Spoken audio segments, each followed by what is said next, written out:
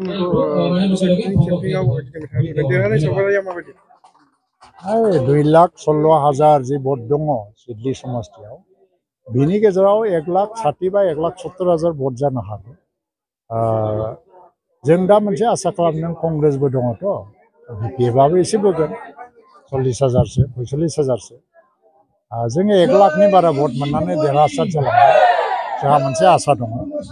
मानो होनना बुङोबा बे बाइ इलेक्सन दिसपुराव इउपिपिएलआनो गभर्नमेन्टआव दं दिल्लीयावबो इउपिपिएलनि एमपिआनो दं आरो दा काउन्सिलावबो प्रमद बर'नि दैदेननायाव इउपिपिएल बिजेपि आरो एजिपिनि इउपिपिएल आरो बिजेपिनि गभर्नमेन्ट दं दा बे बेलायाव खुनु रायजो राजाया सोरबा बिरोधी दलनो भट होनानै माने गावनि भटखौ नस्थ' खालामगोन आं साना बे हिसाबै जोङो देरहागोन आरो बिपिएफआ बाहाय देरहानो होननानैबो गेलेयाखै बिसोरो हानजा हमथानो होननानै गेलेदों आरो कंग्रेसआथ' मोनसे कौशलगत कारनाव इलेक्सन गेलेदों कंग्रेसआ बिनि अनगायै जेबो माबा गैया बिसोर जानो मोनबा बिसोरो डाइरेक्ट फाइट 1-to-1 फाइट जानो नागिरदों बेवहाय माने ट्रायंगल खालामनो नागिरदोंमोन आरो नाथाय कंग्रेसनियाव 20,000बो भट फैगोन ना फैया एसे डाउट दङ बे हिसाबै बिपिएफ आरो इउपिपिएलनि गेजेरावनो फाइटआ जागोन खिन्थु बाहाय जों 1,00,000नि बारा भट मोननानै बाहाय 40,000सो डिफारेन्सआव देरहालांनांगौ रायजो राजा गावसिनि जिथु समस्याफोर जेंनाफोर नोंथांमोनहा रायज्लायनायखौ नुनो मोनदों सुस्रांनानै होनो थाखाय मा दा दादगिरियाव फैनानै मोनथाम मोनब्रैसो जेंनाया गुबै जायो बे जाहैबाय जल माने दै लोंनाय बे जोब्बाय जल जीवन मिशननि आसनि फैबाय डिप टिउबवेल बानायना होबाय काउन्सिलनिफ्राय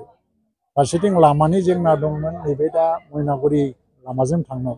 बेबो माने फ्राय 3.5 किल'मिटार गोजान बेखौ सेन्ट ग्रेभेलनि थाखाय प्रजेक्ट अलरेडि सेंसन जाबाय काउन्सिलनिफ्राय आरो लोगोसेयैनो बाहाय हयतोबा स्कुलनि जेंना थागोन बा हा हुनि जेंना दं हा हुनि जेंनायाबो दा जोबलांगासिनो दं बाहाय बे ओनसोलावथ' फ्राय मोनबायानो मोनै माखासेफ्रा माखासे लेखानि कागज पत्रनि प्रमाननि एसे प्रब्लेम दं दा बेफोरखौ मोनजोबनायनि उनावहाय हा हुखौ बेबस्था जोङो खालामनो हागोन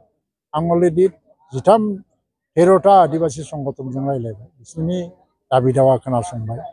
खोनासंनायनि उनावहाय चिफ मिनिस्टारनोबो आं लिरना होबाय आरो बिटिसि चिफनोबो लिरना होबाय दा बेफोर जेंनाफोरखौबो जों सुस्रांनो नाजालांबाय थागोन बे हिसाबै सिडलीनि बाइ इलेक्सनाव सुद्द बसुमतारी आंनि मोजां लोगो गोदो लोगो मोनलायनाय बड'फाजों आन्दलन खालामनाय समाव खारगुलियाव थायोमोन बिथाङा खारगुलियाव जोंबो थांदोंमोन बिथांनि न'आव खेबथा खेबनै ओंखामबो जादों हरबो थादों बेंकआव साख्रि मावदोंमोन हिसाबै खिन्थु बेनो प्रथम इलेक्सन गैया निर्मला जाहैबाय आगोलाव एमसिएलए जाखांबाय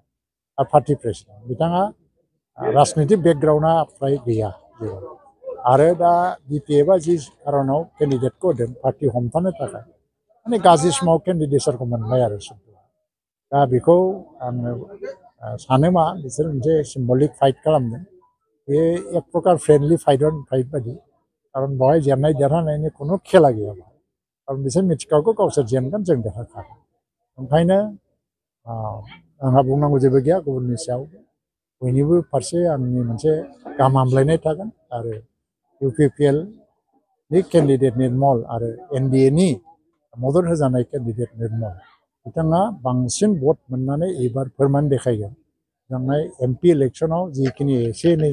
एफा एनै खेलिमेलि जादोंमोन बेखौ गासैखौबो माने गैया खालामजोबनानै इउपिपिएल हानजा आरो एनडिए हानजाया बेसेबां पपुलार जादों बेनि फोरमानखौ देखायनो हागोन